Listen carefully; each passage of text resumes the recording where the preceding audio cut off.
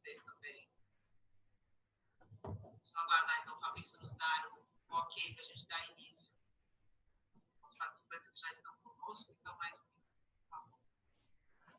Tudo certo, pode começar.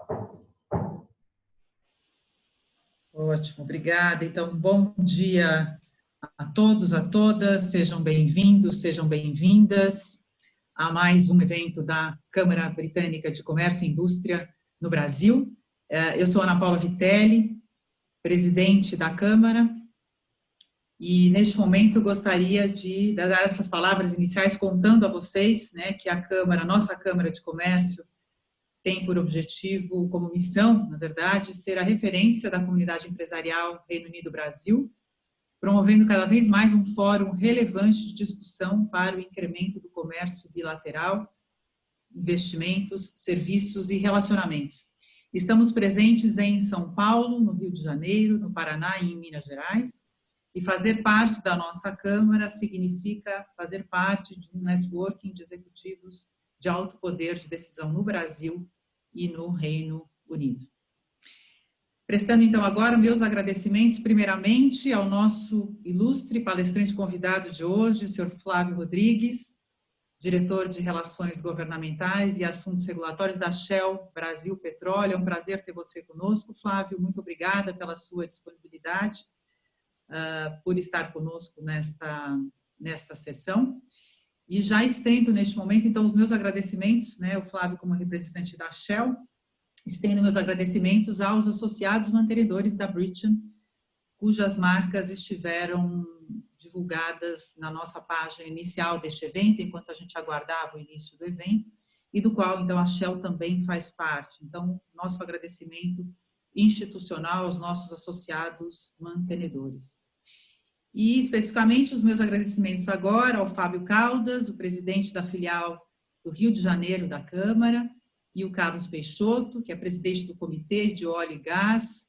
Tanto o Fábio quanto o Carlos Peixoto, obrigada por colocarem este evento, fazerem este evento acontecer, uma discussão tão relevante que a gente está trazendo aí para associados e não associados em todo o Brasil.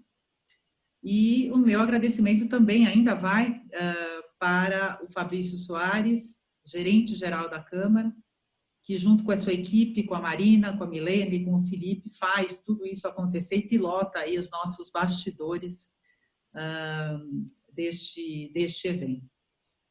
Então, antes de eu passar a palavra ao Fábio Caldas e desejar a todos um ótimo evento, eu também digo a vocês que eu vou poder ficar conectada somente nos primeiros minutos, porque eu tenho um compromisso em seguida, mas, e, portanto, vou pedir licença já de antemão, eu precisarei me ausentar da sessão dos minutos iniciais, mas coloco aqui o meu, de novo, reitero meus agradecimentos e passo a palavra ao Fábio, desejando a todos uma excelente conversa, um excelente evento. Muito obrigada e um excelente dia a todos. Fábio, a palavra está com você. Obrigada. Obrigado, Ana, obrigado mesmo. Flávio, bom dia a todos. Obrigado, Fabrício, a equipe aí, o nosso gerente-geral da Câmara. Bom, pessoal, meu nome é Fábio Caldas, né? Eu também sou sócio fundador da LS Lightsaber, que é uma consultoria com foco em Issues e Crisis Management e olha para riscos reputacionais que estão conectados a todos os tipos de riscos, né? Nós, na Câmara, a Ana já falou algo, nós temos muitos comitês, grupos de discussão. Nós temos aqui, vou falar rapidamente, agronegócio, capital humano, comércio, investimentos, economia e finanças, educação, energia elétrica e renováveis, que é a que eu também presido, além de ser presidente da British Rio, legal, tributário regulatório, meio ambiente, mineração, óleo e gás, que é o Peixoto, seguros, resseguros, tecnologia.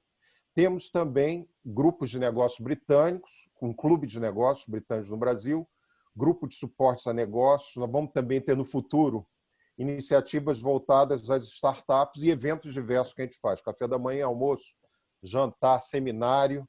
E agora essa série, né, de webinars com palestrantes e temas de destaque no mercado, inclusive essa quarta-feira, às 10, quinzenal, às 10 às 11, começa e termina britanicamente na hora, né?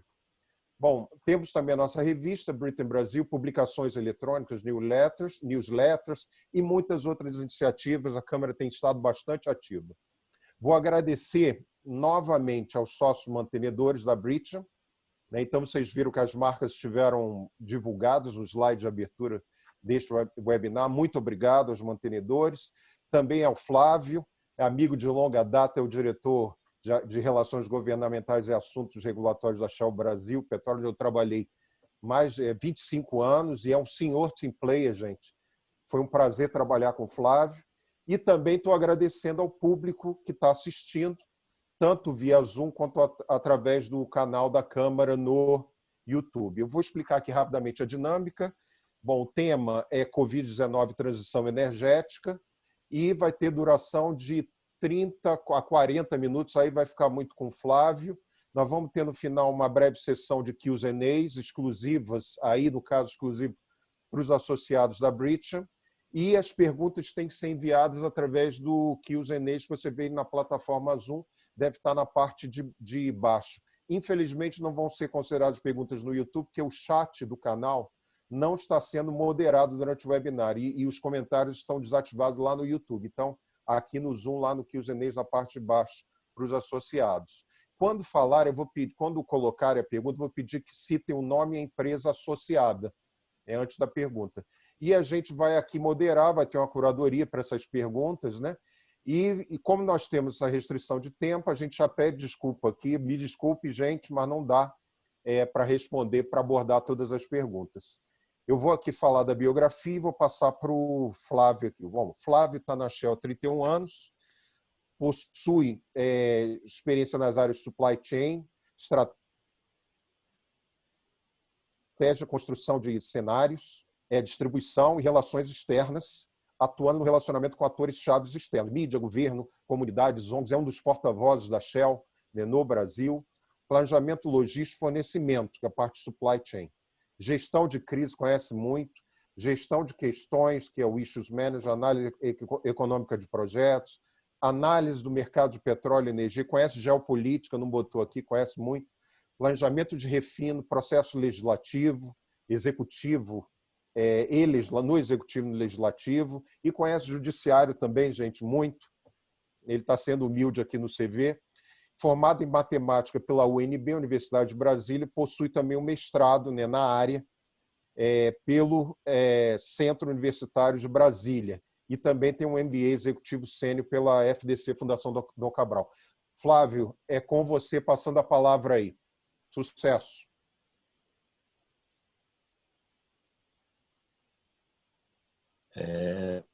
Bom dia a todos. Enfim, Fábio e amigos, é um prazer estar com vocês aqui. Aos que nos assistem pelo canal, desejo aí um excelente dia. Espero que todos estejam se cuidando, assim como seus familiares, nesse momento de muita reflexão, de muito aprendizado para cada um de nós, né? Eu acho que o tema que a gente vai ter a oportunidade de refletir aqui hoje é um tema que se encaixa num contexto muito atual, enfim. Então, a dinâmica da Covid, da pandemia e a reflexão sobre transição energética é um elemento importantíssimo. Eu vou compartilhar minha tela aqui, que eu acho que aí vai me ajudar a gente caminhar nessa jornada. Antes de tudo, eu queria agradecer a Ana, presidente da Câmara Britânica aqui no Brasil, o Fábio, um grande amigo e coordenador do Comitê de Energia Elétrica Renováveis, e o Carlos Peixoto, também um colega recente, também já amigo, coordenador do Comitê de Gás. E também o meu time, que tem me ajudado aí nessa reflexão e me ajudou também a preparar o material, a própria Monique, a Hanna e a Mariana, enfim, que devem estar, de alguma forma, se conectando aí para assistir também. Então, obrigado a todos. Vamos começar aqui. Eu tenho que passar por esse disclaimer, um colega recente aí, mas também já de padrão da Shell, só para dar uma indicação de que as informações que aqui vão ser compartilhadas refletem uma visão do futuro. Então, tomem e tenham cautela na tomada de decisões baseadas nessas informações. Enfim, é um disclaimer legal, né?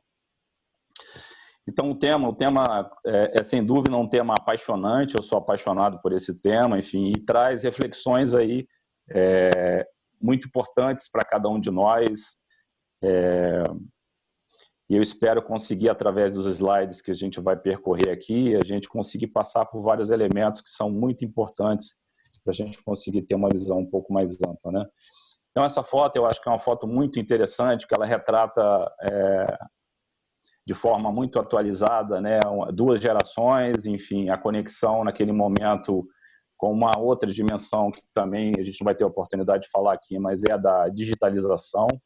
Então, a possibilidade, a ampliação do campo de atuação de cada um de nós através da tecnologia, da digitalização do seu celular, isso imprime uma dinâmica muito diferente. Então, o desafio, quando a gente olha para frente, e essa mãe aqui olhando para o seu filho que vai estar no futuro habitando esse planeta, que planeta gostaríamos de ter, né, daqui a 30, 50 anos, né? E aí, nessa dimensão dos impactos, das interações do ser humano com o planeta, o quanto a energia é fundamental e o quanto as emissões que são ocasionadas ou advindas da geração dessas energias ou do consumo dessas energias, ele vai impactar o nosso meio ambiente, né? Então, isso é fundamental para a gente poder estar refletindo. Por quê? Porque é evidente, eu vou mostrar um dos slides aqui, o aumento da população, né, no nosso planeta. Então, ela vai aumentar significativamente em regiões onde hoje são regiões que não demandam ainda o nível de energia que a gente imagina que é necessária para uma pessoa ter uma qualidade de vida adequada.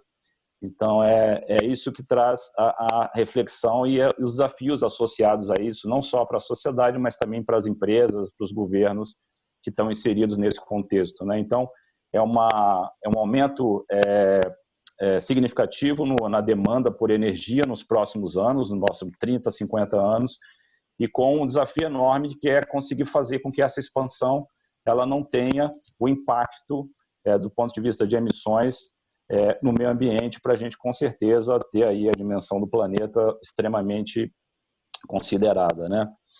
Só para vocês terem uma ideia, antes de passar para o próximo slide, eu acho que é um dado importante, né?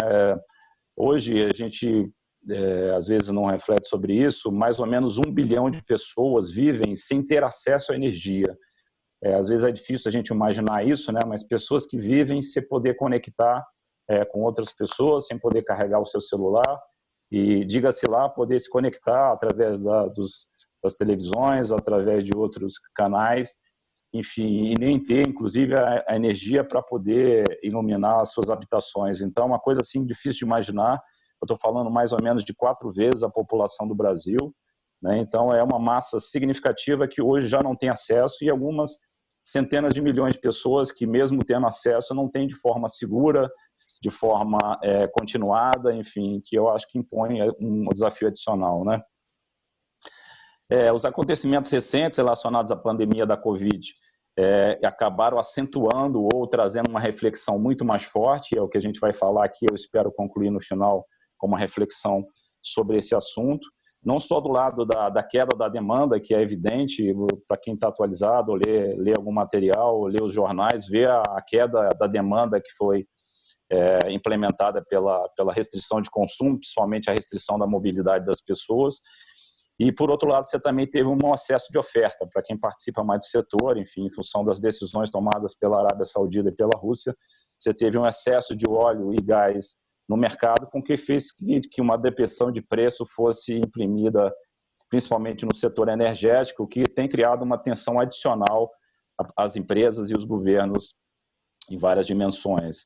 Só para dar algumas dimensões e uma referência para vocês, segundo alguns dados da própria Agência Internacional de Energia, a demanda global em abril ela caiu em torno de 18%. Né? Eles estimam que em cenários projetados para 2020 tem uma queda global em torno de 6% em média. Quer dizer, a gente está falando de voltar a patamares de décadas atrás, enfim, e uma situação nunca vista, pelo menos no passado recente. A experiência mais recente, ela data de 70 anos atrás, de algum impacto de queda de demanda da mesma magnitude, né? Sem dúvida, isso também traz uma queda acentuada no nível de emissão que a gente tem no planeta, né? A estimativa da Agência Internacional é de uma queda de 8%, mais ou menos, na demanda ou nas emissões de CO2.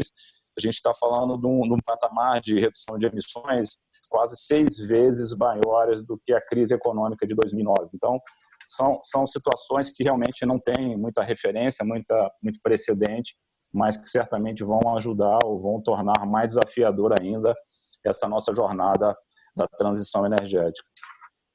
Quando a gente olha aqui para esse slide, que já é um slide que trata especificamente sobre os desafios, eu falei sobre alguns dos temas desses pontos já no slide anterior, a gente, olhando para frente, a gente vê uma população que deve chegar a 10 bilhões de pessoas em 2050. Eu estou falando de um crescimento populacional em torno de 50%, né? Não é desprezível. E eu estou falando que 68% dessas pessoas vão estar vivendo em cidades, onde você tem limitações cada vez maiores do ponto de vista de mobilidade, do ponto de vista de emissões, e, é claro, acentuando ainda mais a demanda por energia dessas pessoas. Então, é um dado, é um fato relevante, são dados das Nações Unidas. Por outro lado, você tem, em função do aumento da demanda de energia por essas pessoas que estão se somando à população do planeta, alguma coisa em torno de 25% de aumento de consumo de energia até 2040, que faz com que mesmo combustíveis que são considerados fósseis, como óleo e gás, eles vão ter um papel relevante e importante nessa transição até você conseguir caminhar para uma matriz mais limpa no futuro, né? E aí um dado também que eu vou mostrar no gráfico mais à frente, fazendo algumas reflexões e usando a metodologia de cenários que a Shell já aplica há mais de 50 anos, a energia solar ela se destaca como sendo uma fonte, né, nova e com ocupação significativa de espaço na matriz global, a gente vai ver isso daqui a pouquinho. E é claro, isso tudo tendo que fazer com que a gente consiga atingir os padrões e os compromissos assumidos pelos governos, e o mais recente foi em 2015, o Acordo de Paris, inclusive da qual a Shell é suportiva, enfim,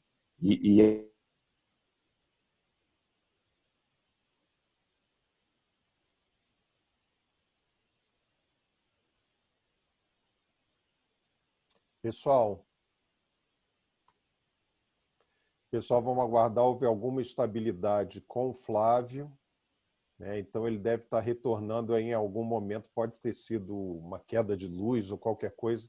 Vou pedir a paciência de vocês para a gente retornar já já. Nós já estamos vendo o problema.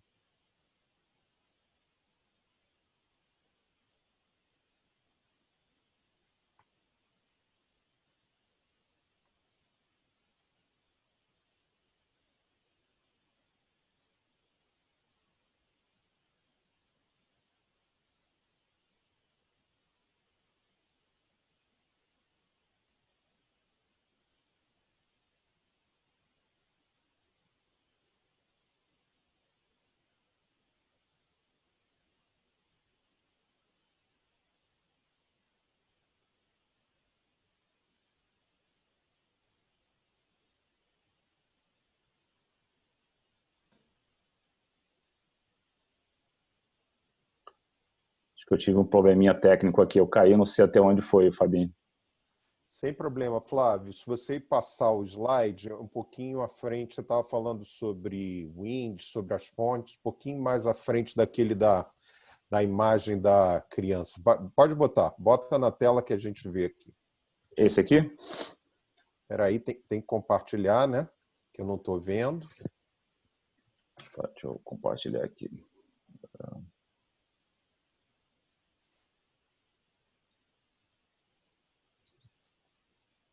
Foi lá? Isso. Esse era Energy o for a slide. Changing World. É essa mesmo. Pode prosseguir a partir daí.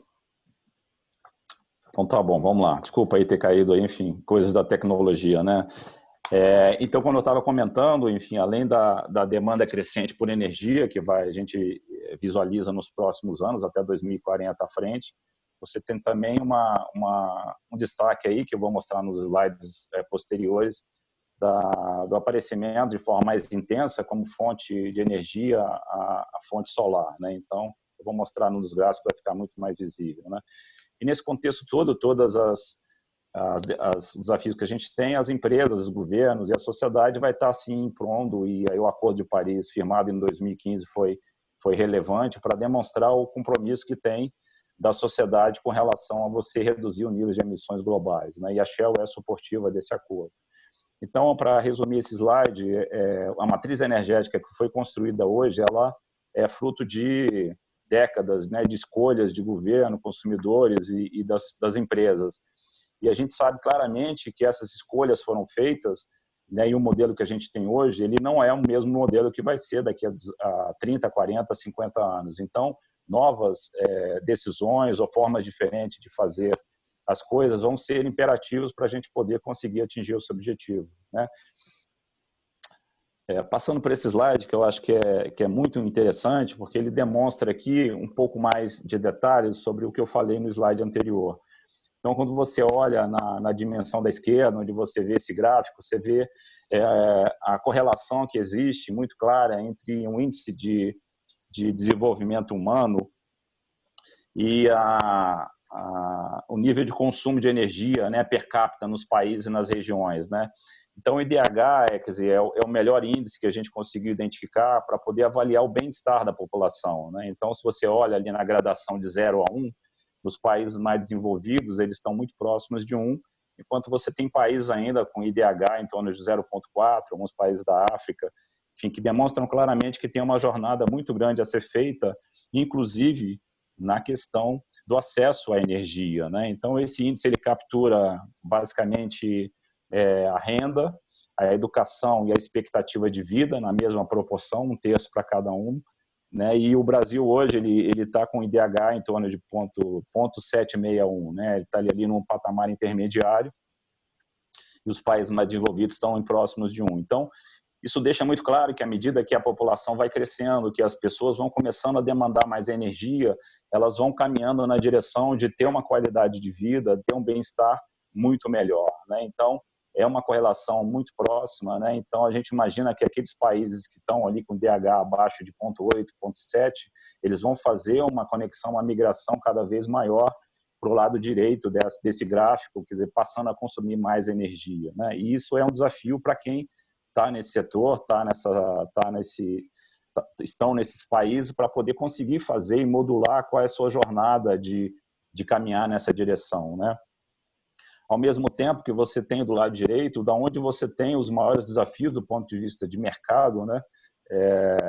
Com relação à descarbonização de alguns setores, né? Então, são os 4 principais setores que são responsáveis pelas emissões hoje. Aí você tem o setor industrial, o setor de construção, o setor de geração de energia e o setor de transporte, e uma gradação de cor ali no rodapé também, demonstrando qual o desafio que você tem para poder fazer essa substituição da energia mais poluente pela menos poluente, né? Então, existem setores na economia que você não consegue fazer a penetração, a substituição tão rápida da molécula pelo elétron, né? Vamos dizer assim. Então, isso é fundamental ser considerado também, porque só destaca o papel importante que o óleo e gás vai ter nessa transição, principalmente o gás, né, para penetração em alguns setores, né? Setores que são mais intensivos de energia com alto poder calorífico, né? Por exemplo, setores de aço, setores de cimento, plástico, químicos, eles demandam ainda muito energéticos que têm um poder calorífico mais alto, que não é o caso da eletricidade. E aí a Shell tem já há mais de 50 anos utilizado uma ferramenta muito poderosa, né, se bem utilizada, para poder conseguir tentar entender quais são essas rotas para o futuro, né? Não necessariamente esse modelo, essa ferramenta, ela vai querer antecipar ou tentar prever o futuro, não é esse o objetivo, mas sim com um olhar de diferentes lentes, diferentes caminhos, você conseguir atingir diferentes objetivos e diferentes resultados. Então, é uma ferramenta muito poderosa e as perguntas que estão associadas a essa ferramenta também são tão poderosas quanto se forem respondidas, né? Então, uma das perguntas que a gente utiliza muito nessa metodologia é se isso acontecer, né? Ou como isso vai acontecer. E aí você conseguir exercitar e conseguir desenhar cenários para cada uma dessas rotas e conseguir entender como é que pode ser os futuros plausíveis dessa dimensão. E aí, especificamente para a área de energia, a transição energética, a Shell, recentemente, eu estou falando há 2 anos atrás, ela lançou o cenário Sky, que ele tem como objetivo justamente olhar para os compromissos assumidos no Acordo de Paris e estabelecer se é plausível esse cenário, e a conclusão é que mas é muito desafiador. E aí vai necessitar claramente de um nível de esforço de todas as pessoas e agentes envolvidos nessa direção, né? Então, aqui traz uma informação também muito interessante, e que é a conclusão desse exercício, que ele traz 2 grandes crenças, né, e 2 grandes mega tendências globais que vão impor aos próximos anos um nível de certeza muito alto, né? Então, eu estou falando basicamente da transição energética e da digitalização. Se a gente pega, por exemplo, alguns exemplos dentro das 3 dimensões que estão no slide, que eu tenho certeza que cada um de nós aqui se conecta e consegue visualizar exemplos muito próximos de cada um, desde o âmbito de aspectos macroeconômicos, né? Quando a gente fala em volatilidade, quando a gente fala que os principais países onde você vai ter o crescimento da demanda populacional e a demanda de energia vão estar concentrados em regiões que hoje não são, isso introduzindo uma dinâmica geopolítica e geoeconômica totalmente diferente, deslocando muito do eixo ocidental para o eixo oriental. A gente está falando muito da África, da Índia, e falando também da própria China, né? Então, isso vai introduzir desafios e incertezas políticas e tensões e impactos também nessa área de tecnologia, de compartilhamento, modelos de compartilhamento, né? Não só que a gente tem identificado na parte de mobilidade, mas, enfim, várias outras alternativas e opções que estão surgindo. E no mercado, aí eu acho que eu já falei um pouco nos slides anteriores, essa dinâmica toda vai imprimir um balanço novo na parte de suprimento, de oferta de energia, de onde essa energia vai surgir, né, com que intensidade, com que capacidade de suprir. Sem dúvida nenhuma, as energias renováveis vão ter um papel significativo importante, mas existe uma dúvida grande se elas vão conseguir suprir na necessidade e na rapidez que eventualmente a sociedade vai demandar, né? Flávio, é Fábio Caldas aqui. Estão pedindo, tem um botão na sua tela de stop sharing, não é nele não, é do lado direito, tem um hide. Aí, isso, beleza. Valeu. Opa, melhorou.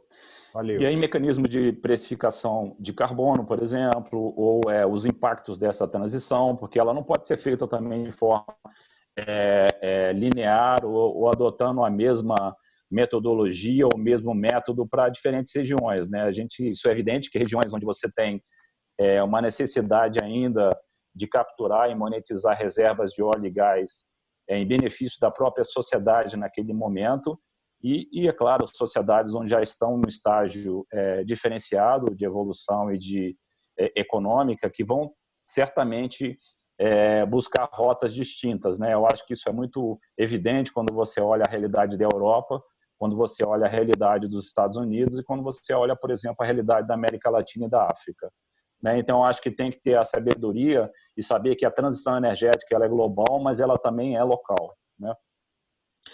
A indústria também vai ter os seus desafios, vai ter que se reinventar, vai ter que uma realidade. Algumas indústrias vão morrer, né? Alguns setores industriais vão morrer e outros setores vão aparecer. Então, acho que isso faz parte da dinâmica que esse desafio todo vai imprimir para cada um de nós.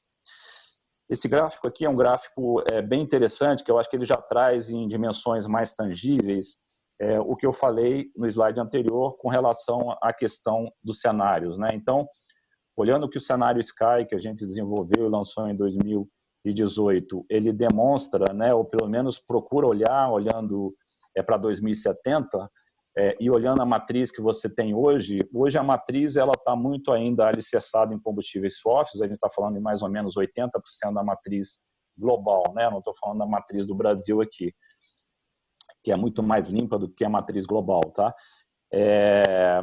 Você tem 80% de combustíveis fósseis ainda. Então, O tamanho desse slide aqui, ou da bola aqui em cada uma dessas dimensões, ela também representa o aumento de consumo de energia global. Então, vou mostrar um slide seguinte também que mostra claramente onde é que esse crescimento de demanda de energia vai acontecer nos próximos anos.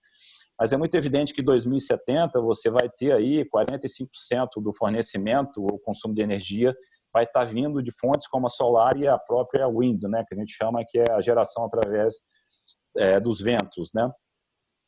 E mais ou menos 15% vai vir da biomassa, né, de biocombustíveis, e mais ou menos 20% da combinação de outras energias, como a nuclear, né, e assim por diante. Mas, de novo, os combustíveis fósseis, aí o gás e o petróleo, vão ser ainda representativos nessa matriz. Por quê? Porque, pelos motivos que eu já falei anteriormente, tem alguns setores e segmentos e produtos que eles dificilmente vão conseguir fazer essa migração de forma muito clara, muito rápida e de forma, do ponto de vista econômico também, né? Então, o óleo continua, assim, como um papel importante no futuro e na transição do presente para o futuro, porque esses 80% que existem hoje de consumo de energia fóssil, né, principalmente em países que ainda necessitam, ele vai ser fundamental para gerar os recursos necessários para a alocação dos investimentos serem feitos em energias renováveis, né? Eu vou falar um pouquinho mais à frente sobre isso também para vocês. Nesse slide aqui, ele deixa mais claro por região, ainda dentro desse cenário que a gente desenvolveu, onde é que vai ser o grande aumento de demanda nos próximos anos. Então, na Ásia, ali, você vê que basicamente quase dobra o nível de demanda, mas, claro, em 2070, olhando, você vê que o perfil da fonte de geração para essa energia vai ser totalmente diferente, né? Então, hoje, na Ásia, onde você tem uma presença muito forte ainda do óleo, do gás e do carvão, você vê que o carvão ele vai perder um espaço grande, vai ser substituído principalmente pelas fontes renováveis, né? A própria fonte solar e a fonte eólica. Então, é um dado relevante, está dentro daquele contexto que eu falei, da mudança não só do deslocamento de consumo energético, mas isso traz efeitos econômicos e efeitos geopolíticos representativos também.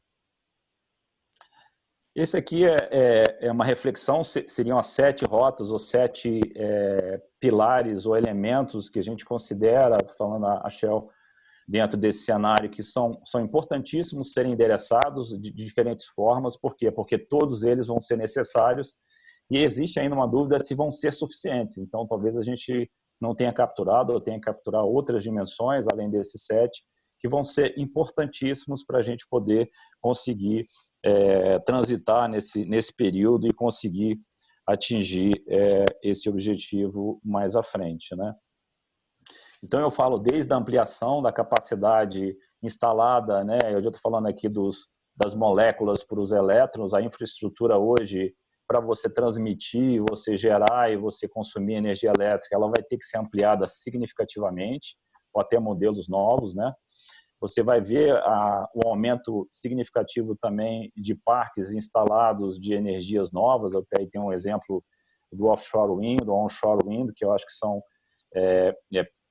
desenvolvimento de projetos que estão acontecendo principalmente na Europa e na Austrália, em alguns outros países. A eficiência energética é também, sem dúvida, e aí demonstrada por experiência aqui no próprio país, na época da redução de oferta de energia, que a gente teve que tornar o nosso consumo mais eficiente. Então, tem um espaço enorme que pode ser construído já no sistema que existe para poder conseguir melhorar a nossa eficiência, né? A nossa eficiência de consumo, né? Só abrindo parênteses, teve um estudo muito interessante que o E-Plus lançou essa semana passada, retrasada, até liderada aí pelo professor Goldenberg, que traz um pouco dessa reflexão focada muito em eficiência energética. Então, acho que vale a pena, para quem tem interesse, dar uma olhadinha lá, que ele traz alguns elementos muito importantes. A dimensão da precificação da tonelada de carbono, como é que vão ser os mecanismos de mercado que vão ajudar a fazer com que a gente possa introduzir nos negócios, na dinâmica dos negócios, um mecanismo que possa ajudar você conseguir precificar o valor de uma tonelada de carbono e, de alguma forma, isso possa ser um fator motivador para que as empresas se movam nessa direção, né? Tecnologias também que já estão sendo instaladas, como captura e armazenagem de carbono. E também, é claro, e se imagina que nesse cenário Sky, né, dentro desse horizonte, a gente tem aí praticamente a eliminação do desmatamento, né? E é claro, isso tudo vai ser norteado, vai ser muito direcionado pela demanda e pela mudança da forma como a sociedade e o consumidor pensa, né? Porque é fundamental que isso, de alguma forma, seja traduzido na ponta sobre a opção que cada um de nós tem quando a gente vai decidir sobre qual energia a gente quer consumir, né? E aí, falando um pouquinho sobre a Shell e as nossas ambições, eu entro direto nesses slides, foi um anúncio recente que o nosso CEO, Ben, fez há 2 semanas, e aí acho que já traz um pouquinho mais o contexto da temática da palestra hoje, dentro da pergunta inicial, do tema inicial, a Covid-19 e a transição energética, que a Shell, olhando para esses cenários, olhando para esses desafios, ela, no meio da discussão toda sobre a gestão da pandemia do Covid-19, a Shell ainda mais assumiu ou reforçou o seu compromisso com a redução das emissões dentro das suas operações, né? Então, a gente já tinha anunciado, acho que há 2 anos atrás, algumas ambições de reduções do nosso nível de emissão, seja direto ou indireto, vou falar um pouquinho. E há 2 ou 3 semanas atrás, a gente fez um movimento muito mais agressivo no sentido de estabelecer metas e ambições maiores, de forma que a gente consiga, em 2050 ou antes disso, a gente conseguir zerar o nosso nível de emissão através de várias questões que eu vou mencionar daqui a pouquinho, né, dentro do nosso portfólio, que eu acho que é uma demonstração clara de que a companhia está na direção e acredita que a transição energética é um caminho sem volta, né? Então, ali tem alguns dados, eu não vou entrar em detalhes aqui, isso também eu acho que vai estar disponível para cada um de vocês, mas para quem tem curiosidade pode entrar no site da companhia e ver mais detalhes sobre o anúncio. Mas é basicamente no pilar da esquerda, quando a gente fala em atingir as metas do Acordo de Paris, a gente estabelecer uma redução de 30% nos nossos níveis de emissões até 2035 e em 65% até 2050, de forma que dentro dos 2 pilares da direita que vocês estão vendo, né, não só nas nossas operações, aí a gente chama de escopo 1 e 2, é uma terminologia mais técnica de quem lida nessa área de transição energética, de mudança climática, mas também ampliando o nosso campo e de atuação junto aos consumidores, principalmente naqueles mercados que eu demonstrei naquele gráfico anterior, onde você vê que tem os grandes desafios, né, no setor industrial, principalmente no setor de transporte, onde a gente vai ampliar e vai fazer e vai estabelecer acordos e parcerias no sentido de também ajudar os nossos parceiros comerciais a desenvolverem e estabelecerem metas muito mais audaciosas nesse sentido, que a gente está chamando aqui de escopo 3, né? E aí isso se traduz um pouco nesse slide aqui, de forma um pouco mais ampla, não entrando em números e dados, mas de forma bem ilustrativa, o que eu falei no slide anterior. Então, a gente está, sem dúvida, a gente quer influenciar muito mais nessa direção.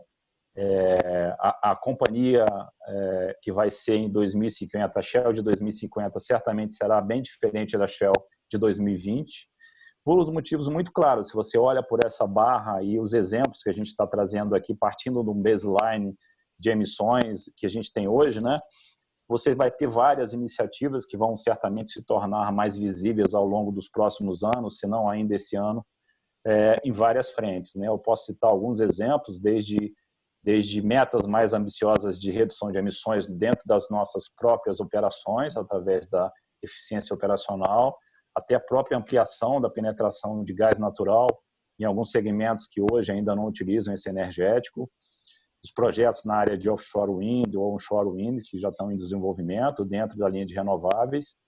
Aqui a parte de renováveis e biocombustíveis, a Raízen, eu acho que é um exemplo muito claro e existe uma intenção de ampliação desse escopo também. E aí eu posso entrar em mais outros exemplos até a gente chegar em o que a gente chama de Nature-Based Solutions, que são opções de investimento e de de ampliação do portfólio também para áreas que hoje a Shell ainda está analisando, está olhando, enfim, inclusive a parte de remanejo, reflorestamento e coisas desse tipo. Eu vou correr um pouquinho mais para a gente poder ter um espaço bom para perguntas e respostas. Aqui no ambiente local, acho que é importante eu trazer isso também, né? Porque às vezes a gente fala muito sobre uma visão mais global, mas o ambiente local, para quem acompanha um pouco a história da companhia nos últimos 107 anos, sabe claramente que a gente iniciou aqui no país como uma empresa de distribuição. A gente iniciou a nossa operação na parte de produção de óleo e gás, né, a partir de 2000. E em 2011, a gente tomou uma decisão importantíssima globalmente, localmente, que foi a parceria feita com a Raízen, né, a constituição dessa parceria, onde a Shell tem 50% desse setor, dessa companhia de distribuição, que ela aportou aí 25 usinas de etanol de primeira geração. Então, foi a primeira empresa de energia e uma empresa mais caracterizada pela atuação na área de óleo e gás, que entrou efetivamente no mercado de renováveis de primeira geração, e o etanol brasileiro foi escolhido para isso. Então, é fundamental destacar isso aqui. Além de outros fatores ali que vêm logo em seguida naquela coluna, por exemplo, em 2016, um dos pilares da decisão de investimento na BG, ou da compra da BG, que é uma empresa conhecida localmente e atuava muito aqui no país, não só pelo portfólio que ela tinha na área de exploração e produção no Brasil, mas pela sua participação também no mercado global de LNG. Então, hoje a Shell, se não é a maior comercializadora de gás, é uma das maiores comercializadoras de gás globalmente, que a gente entende que é um energético fundamental para a gente conseguir fazer essa transição. E eu posso citar mais alguns exemplos, eu vou entrar mais em detalhe no próximo slide, que é a nossa inauguração do escritório de comercialização de energia elétrica em São Paulo, em 2017. Hoje a Shell já opera na comercialização de energia elétrica aqui no Brasil, desde 2017. E o projeto de Marlim Azul, recentemente, em 2019, ano passado, a gente tomou uma decisão de investimento, eu vou falar sobre ele daqui a pouquinho, e também essas recentes autorizações que a gente recebeu da ANEEL, no sentido de avançar na prospecção e análise de projetos de energia solar no Brasil também. Aqui só alguns dados da companhia, eu queria só destacar aqui, além dos outros números, o nível de investimento que a gente tem feito numa linha específica e também de forma mais ampla na parte de pesquisa e desenvolvimento. Dessa jornada de transição energética é inquestionável a importância de novas tecnologias e achar formas diferentes da gente fazer, pensar o nosso portfólio. Então, eu vou falar um pouquinho mais sobre isso lá à frente também. E eu queria destacar esse número aqui, alguma coisa em torno de 360 milhões de reais por ano que a gente investe nesse segmento de pesquisa e desenvolvimento. Esses dois projetos mais recentes, eu acho que é importante destacar, porque ele traz uma dimensão muito clara de quanto aqui também no Brasil a gente está visualizando algumas oportunidades, e eu vejo aí como brasileiro e também como participe da Shell aqui há algum tempo, uma oportunidade enorme no país.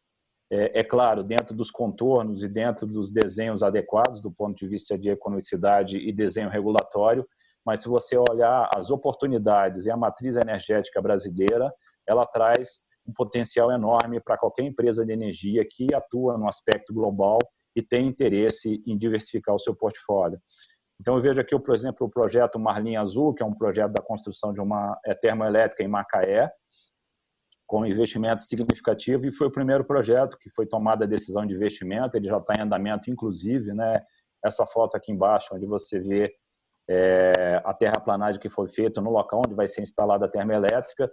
É importante citar que é um projeto em parceria da Shell com a Pátria e com a Mitsubishi, que são os parceiros que estão desenvolvendo esse projeto. É um projeto que vai ter uma capacidade instalada de geração elétrica, né? E essa geração elétrica ela vai ser fornecida no grid aqui na região do Rio de Janeiro, mas também o excedente vai ser possível ser comercializado através da nossa trade de energia em São Paulo.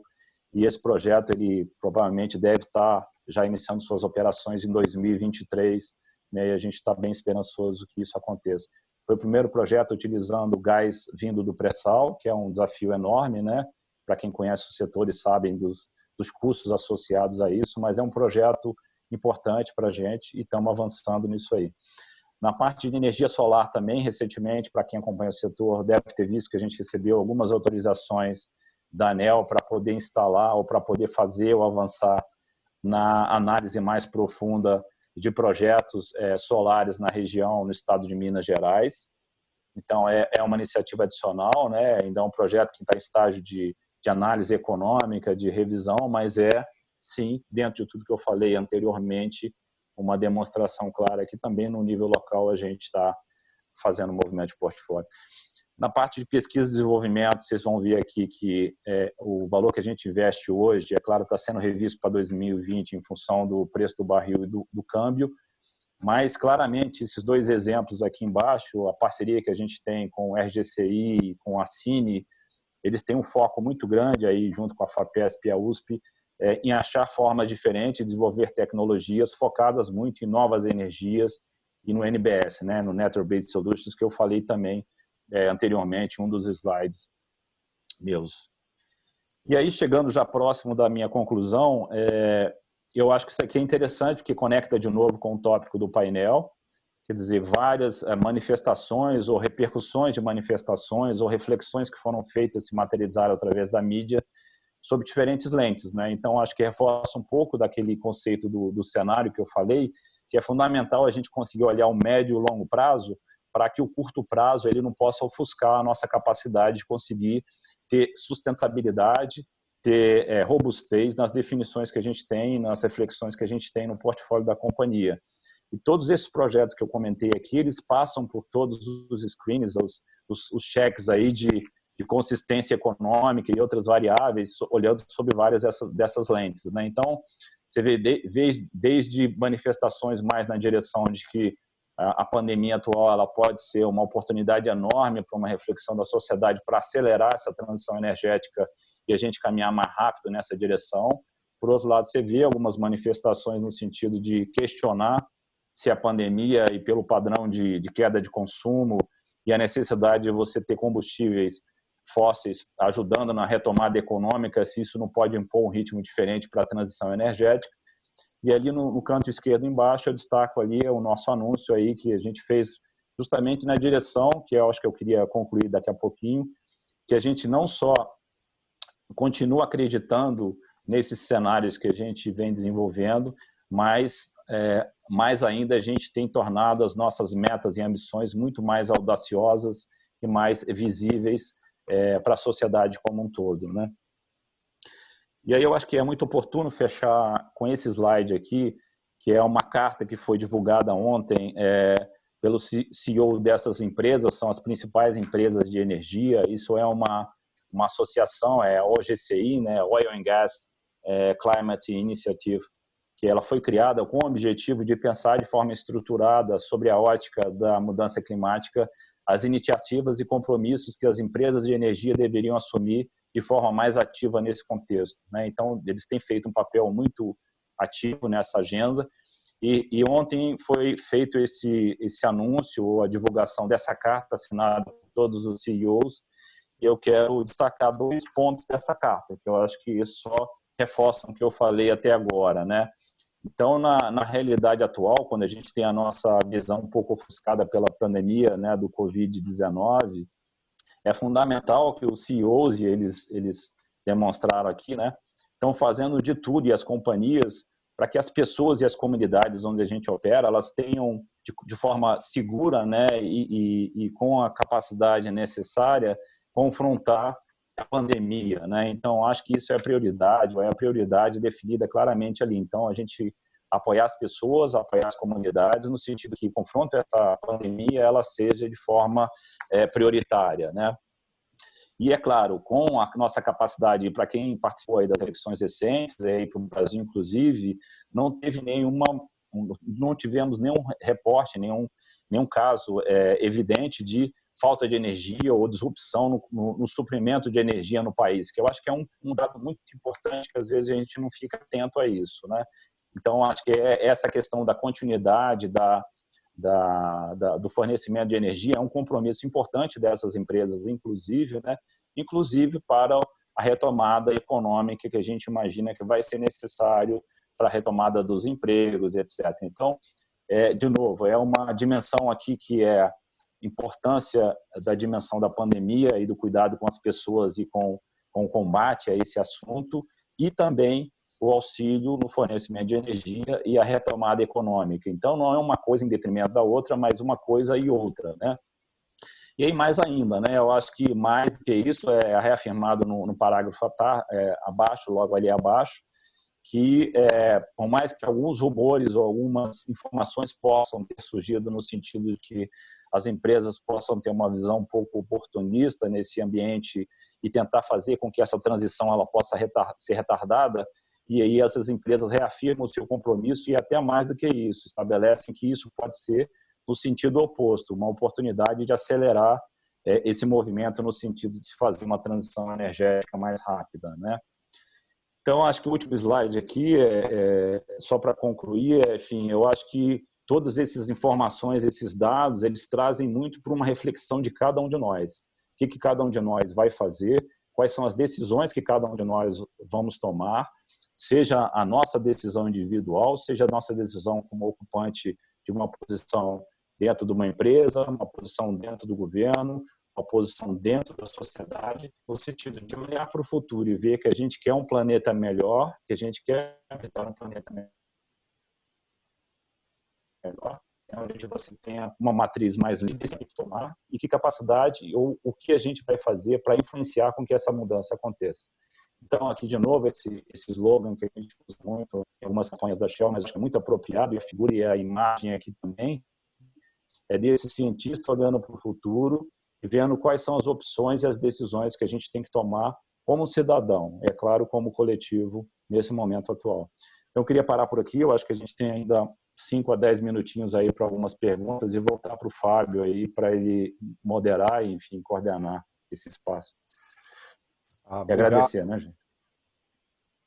Flávio, realmente é um conteúdo fantástico, né? A gente trabalhou e trabalha tanto tempo ligado à energia, sabe que esse conteúdo, e me chamou muita atenção aquele slide do IDH versus a demanda per capita, né, do gigajoule per capita. Então, eu vou fazer aqui, não sei se você está ouvindo, está dando umas falhinhas, mas a gente está entendendo 100%. Estamos tendo aqui algumas perguntas, algumas pessoas não colocam o nome e o cargo, mas eu vou fazer. Tem 2 perguntas. O primeiro é o que os governos podem fazer para apoiar a transição energética. A segunda é do Breno Medeiros. Algumas grandes empresas internacionais e brasileiras anunciaram recentemente que irão implementar home office de forma permanente, após o isolamento promovido por conta do Covid. A Shell já considera essa possível redução de demanda por combustíveis pela redução de consumo nos transportes? A Shell entende que esse movimento poderá ter impacto significativo ou pontual? Então, é essa última. E a anterior, o que os governos podem fazer para apoiar a transição energética? Se você quiser, eu repito, tá, Flávio? Temos aí uns 6 minutinhos antes da gente encerrar. Tá bom, tá. Vou tentar ser bem cirúrgico para a gente ter o máximo de tempo para poder conseguir endereçar as questões, né? Primeiro, agradecer a pergunta. Essa primeira pergunta, falar qual papel o governo tem, ele tem um papel central, né? Eu acho que isso está muito claro, né, nos slides que eu mostrei, não só nos compromissos assumidos no Acordo de Paris, mas nas questões práticas mesmo, né? Eu acho que os detalhes estão nas regulamentações, aí trazendo para a realidade brasileira, a gente vê um potencial enorme da gente conseguir fazer com que o Brasil possa se encaixar num contexto de oportunidade para capturar, né, os recursos que vão estar, com certeza, sendo deslocados para regiões e países onde você tenha maior economicidade e melhor ambiente de negócio para poder desenvolver essas novas fontes e alternativas energéticas, né? Então, eu vejo que tem uma oportunidade enorme, não só para o governo, para poder setar e conseguir estabelecer qual o ritmo e qual o planejamento, qual a estratégia que ele quer ditar para esse caminho, para essa jornada, né? A gente tem conversado muito com vários agentes do governo, desde a EPE, com a própria ANP, com o próprio ministro e com vários outros, muito nessa direção, quer dizer, a oportunidade que o país tem, não só o Brasil, mas outros países também que se colocam na mesma situação, de conseguir fazer com que esse desafio da transição energética ele possa se transformar rapidamente numa oportunidade, através da ampliação da capacidade de geração de emprego. Eu cheguei a ver alguns estudos recentes aí que algumas áreas de negócio muito voltadas para energias renováveis podem ter uma capacidade de criação de emprego significativa. Então, acho que é uma dimensão importante quando você fala em retomada de crescimento econômico. Mas só para reforçar de novo, o governo tem um papel central, porque grande parte das políticas públicas, né, ou se não a maioria das políticas públicas ou todas, vão vir dos governos. Nosso papel como empresa e agentes, né, é justamente tentar trazer essa luz, tentar trazer essas informações para tentar ajudar e contribuir. E a gente tem estabelecido esse diálogo, não só dividindo o nosso cenário, mas colocando à disposição e também estabelecendo o que a gente vê como futuros plausíveis aí, né? Então, voltando, o governo tem um papel central e deve, eu acho que, ter esse papel e centrar nisso aí. Com relação especificamente à Shell e como é que a gente tem visto essa política de home office, como isso vai impactar em função da mobilidade, queda de consumo de energia, né? Energia, por um lado, energia necessária para você estar se deslocando, mas, por outro lado, você tem um aumento de consumo de energia dentro da sua residência, seja através da eletricidade ou consumo do gás que você está utilizando para fazer a sua comida, enfim. A gente ainda está no processo de reflexão no curto prazo ainda, né? Eu falando localmente o Brasil, a gente vê claramente algumas barreiras, com certeza, estão sendo transpostas no sentido de pessoas que se adaptaram muito bem a trabalhar de casa. Hoje a gente está com a nossa força de trabalho basicamente em casa desde o dia 16 de março. Eles se adaptaram muito bem a trabalhar de casa, basicamente em casa, dentro das plataformas, das sondas, etc., as plantas purificantes.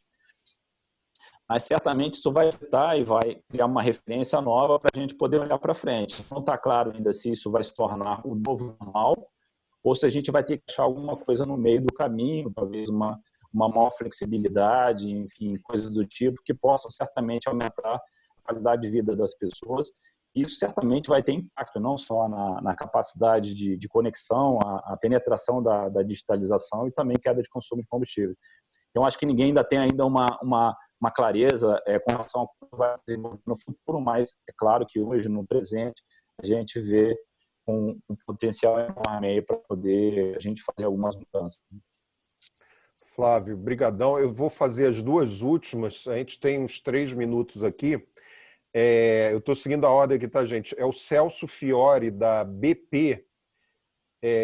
Primeiro, ele agradeceu a apresentação e perguntou o seguinte: nesse cenário de queda de preço do petróleo, o Brasil continua competitivo pelos investimentos da Shell em renováveis? E a segunda, se você quiser, for bem sintético, é do Carlos Peixoto, da Draxus. Ele é o head do Comitê de Óleo e Gás. Qual a dimensão do projeto da UTE de Macaé e quando será a primeira energia lá em Macaé da Shell? Então, primeiro se o Brasil continua competitivo em renováveis, segundo, sobre a UTE de Macaé. Primeira energia. Com você, Fábio. Eu acho que essa reflexão da competitividade ela está sendo endereçada de alguma forma, de forma muito intensa pelo governo brasileiro aí, na medida que eles estão tentando, no curto prazo, manter a continuidade do fornecimento de energia. A gente vê para o setor elétrico as iniciativas que estão sendo adotadas para manter o sistema funcionando e que as empresas possam ter capacidade de caixa para poder manter as suas atividades, né? Então, acho que essa crise ela vai pegar, na área de renováveis especificamente, diferentes formas, né? Quando você vai, por exemplo, para o setor de etanol, que eu também de participação aqui com a Shell, a gente tem realmente tendo um impacto significativo em função da queda do preço do barril, né, que acabou se somando a isso. Então, acho que algumas soluções de curto prazo vão ser necessárias para você conseguir manter a continuidade dos ativos, das atividades. E olhando para o médio e longo prazo, a gente vê que o desafio vai continuar existindo para algumas energias, sem dúvida, né, em função desse patamar de referência, em função do preço do barril, do preço do gás, por uns próximos anos ainda. A gente acredita que a gente vai ter desafio grande ainda com relação à oferta de demanda de óleo e gás, em função de toda a geopolítica e as decisões que foram tomadas pela OPEC+, né, que inclui a Rússia também. Então, acho que cada setor está sendo afetado de uma forma diferente, E aí, já conectando um pouco com o projeto Marlinha Azul, e aí também já entrando talvez na resposta para o Carlos Peixoto, se você olhar o projeto Marlinha Azul, ele não foi afetado pela crise do ponto de vista econômico, a gente já tinha estabelecido alguns parâmetros e avaliações para considerar cenários mais desafiadores. Então, é um projeto que continua, então é um exemplo clássico e claro, né, de que alguns projetos vão continuar avançando, né, talvez não com a mesma rapidez, né, e você vê na parte específica algumas decisões de investimento que estão sendo postergadas, mas especificamente para o projeto Marlinha Azul, que é um projeto que se conecta com a questão de renováveis, ele está mantendo o seu programa, enfim, a gente espera começar algumas atividades já agora em junho, lá em Macaé, e isso faça com que a gente possa, inclusive, fazer a primeira geração de energia já a partir de 2023, informações recentes que a gente tem, que os equipamentos que já tinham sido encomendados, enfim, não vão ser impactados, enfim, que tem toda essa complexidade também, né, da cadeia de fornecimento. Então, acho que tentando caminhar entre as duas perguntas, uma é que eu acho que a crise vai pegar setores de forma diferente, dependendo como são as dinâmicas econômicas. Eu posso citar o caso do etanol, que eu acho que certamente sente no curto prazo, sim, mas eu acho que quando você olha para o médio e longo prazo, a tendência é você ter uma ampliação desse mercado e vai ter que se achar formas e tecnologias e diferentes para poder torná-lo mais competitivo ainda, né? E aí tem um exemplo de Marlinha Azul, que é um exemplo que tem avançado e tem continuado e vai seguir seu rumo, e a gente espera inaugurar a planta lá em 2023. Flávio, muito obrigado mesmo. Olha, gente, novamente, não deu para trazer todas as perguntas. Eu recebi perguntas de Portugal, Inglaterra também, aqui, e, obviamente, perguntas de associados também, e eu peço desculpas de antemão, né, que não deu para trazer tudo aqui. Queria agradecer ao Flávio, ao Peixoto, ao Fabrício e equipe lá da Gerência Geral da Câmara. Peixoto é o head de óleo e gás. Flávio, maravilhoso, mais uma vez, que bom te ver aqui, né, meu amigo, trabalhamos juntos durante mais de 20 anos, é um prazer realmente. E queria pedir para todos ficarem de olho, tá, pessoal, nos apps, no e-mail, no site da Brittion, brittion.com.br. Né, nós vamos ter outros eventos, por exemplo, no dia 10 e dia 24, temos mais 2 palestrantes, sempre de alto nível. Nós tivemos mais de 100 participantes nesse público hiperqualificado da Brittion. 10 e 24 de junho, vamos voltar aqui com mais uma edição de quartas-feiras às 10 na Brittion. Muito obrigado, fiquem bem, vocês e suas famílias. Tudo de bom para você e você também, Flávio. Muito obrigado. Obrigado. Mesmo aí, tá? Muito obrigado. Aqui, ó, obrigado, palma Fábio, virtual. Obrigado. Aí eu que agradeço aí, obrigado mesmo. Que todos fiquem seguros em casa aí, que vamos sair muito melhor e mais forte de tudo isso aí, tá? Um abração. Abração.